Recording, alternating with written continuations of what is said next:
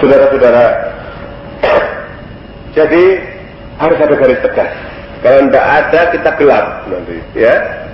Bahwa siapa saja yang mengajak kita untuk taat dan tunduk kepada hukumnya selain Allah, goblok orang itu, bodoh orang itu. Harus ada ketegasan. Kalau tidak ada, kita akan di dalam kegelapan. Nggak usah diikuti, walaupun surbannya segede masjid ini.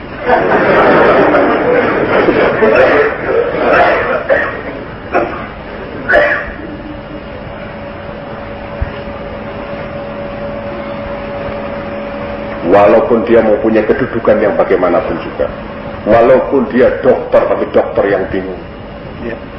Tidak tahu suatu kenyataan yang paling nyata, bahwa alam semesta ini miliknya Allah, yang tidak boleh diatur kecuali dengan hukum dan aturan Allah. Semua berjalan menurut aturan Allah. Pohon yang kita makan buahnya itu berjalan menurut undang-undang dan hukumnya Allah. Semua gerak daripada alam semesta ini berjalan menurut hukum dan undang-undangnya Allah. Mengapa kita tidak mau inherent dengan itu semuanya, bersama-sama alam, untuk taat dan tunduk kepada hukumnya Allah Subhanahu wa Ta'ala, sehingga terjadi suatu kehidupan yang harmonis antara kita dan alam.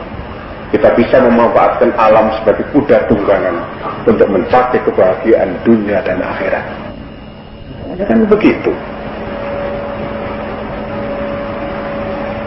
Kita masih mau mengikuti alam pikiran jahiliyah terus, ila mata. Sampai kapan? La budda an narja ila Qur'an, ila al-Qur'an, ila sunnati nabiyina Muhammadin sallallahu alaihi wasallam. Itu yang pertama, ayat 64, ya. Jadi harus ada garis tegas. Qul apa ghairallahi ta'muruni a'budu. Ya, itu harus menjadi proklamasi kita. Apakah kamu menyuruh aku untuk taat dan tunduk kepada hukumnya selain Allah? Hei orang-orang bodoh. Kita tirukan ayat ini kepada semua yang ada di dunia, ya. Dan itu harus menjadi pendirian kita. Sebagai pendirian itu diajarkan oleh Allah kepada kekasihnya Muhammad sallallahu alaihi wasallam. Qul ya Muhammad, qul wa qul ya ummat Muhammad.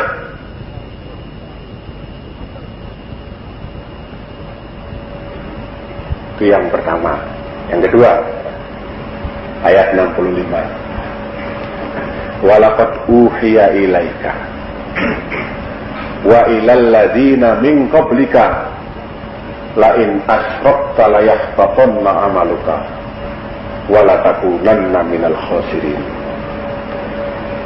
Sungguh telah diwahyukan kepadamu Muhammad dan kepada nabi-nabi sebelum kamu, apabila kamu menyekutukan Allah, maka sungguh akan hapus dan gugurlah amalmu, dan kamu akan termasuk orang-orang yang rugi. Nabi Muhammad diancam dengan pasal hukum semacam ini, bahwa kemusyrikan itu akan menghapuskan seluruh amal dan menjerumuskan manusia dalam kerugian di akhirat nanti. Apa tidak salah hitungan kita? Salat saya sudah baik, puasa saya sudah baik, haji sudah 7 kali, ya. Segala amal sudah saya kerja, tetapi kemusyrikan diri kita tidak pernah kita hitung. Akhirnya kita mati dalam keadaan musyrik. Maka Rasulullah Shallallahu Alaihi Wasallam bersabda, "Sintani mujibatan, man mata yusriku billahi say'an dakhalan nar, wa man mata walam yusrik billahi say'an dakhalal jannah." Dua hal yang mewajibkan, kata Rasulullah. Barang siapa mati dalam keadaan menyekutukan Allah dengan sesuatu, wajib masuk neraka. Dan barang siapa mati dalam keadaan tidak menyekutukan Allah dengan sesuatu, wajib masuk surga.